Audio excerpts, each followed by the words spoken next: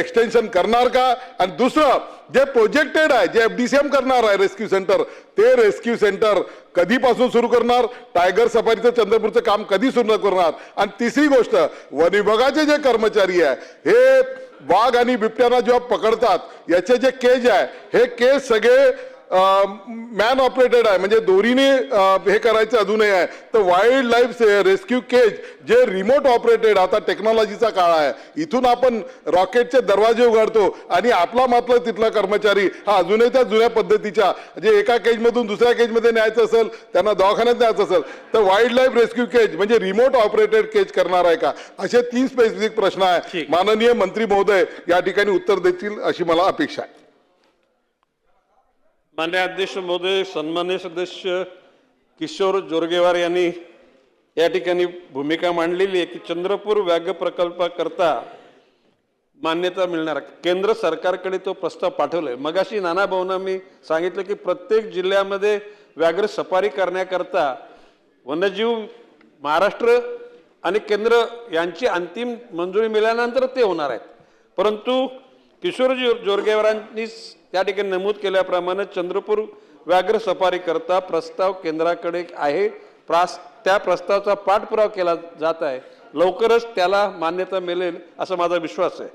आता त्यांनी सांगितलं की वाघ आणि बिबटे पकडताना जे पिंजरे आहेत ते मॅन ऑपरेटेड आहेत, त्याला थोडीशी एकूण तंत्रज्ञानाची आधुनिकतेची साथ द्यावी. निश्चितपणे त्यांचा जो सांगितलेला मुद्दा सजेशन फॉर ॲक्शन आणि लवकरात लवकर तशा प्रकारचे केज तयार करू आम्ही. ठीक आहे, ठाकरे साहेब. अध्यक्ष महोदय, मंत्री साहेबांनी आता सांगितलं की प्रत्येक जिल्ह्यात व्याघ्र प्रकल्प व्हावा, परंतु आम्ही नागपूर शहरात आज आम्ही पाहतो गोरेवाडा इथे बाळासाहेब ठाकरे प्राणी संग्रहालय आहे, तिथनं बिबट्याचा वापर गोरेवाडा परिसर दाभा या भागात होतो. एअरपोर्टच्या भागामध्ये बिबट्या दिसला. आमचे कृष्णाभाऊ खोपडे यांच्या पूर्व नागपुरामध्ये बिबट्या दिसला.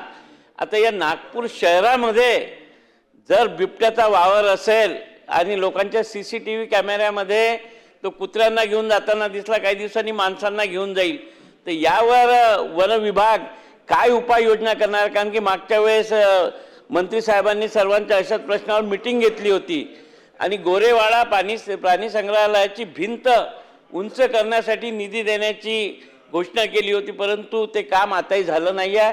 आणि त्या भागात सातत्यानं लोक भयभीत आहेत.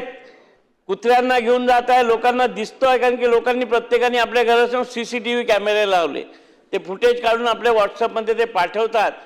तर शासन यासाठी काय उपाययोजना करेल? एकतर ती गोरेवाड्याची भिंत, परंतु गोरेवाडा हा भाग सोडला तरी पूर्व नागपुरातील मतदारसंघामध्ये सुद्धा बिबट्या घरामध्ये दिसला, एअरपोर्ट जवळ सुद्धा दिसला. तर मला वाटतं की वन विभागाजवळ यावर काय उपाययोजना आहे की शहरामध्ये या बिबट्याचा वावर. लोकशाही मराठी ऐका, पहा, जागरूक रहा.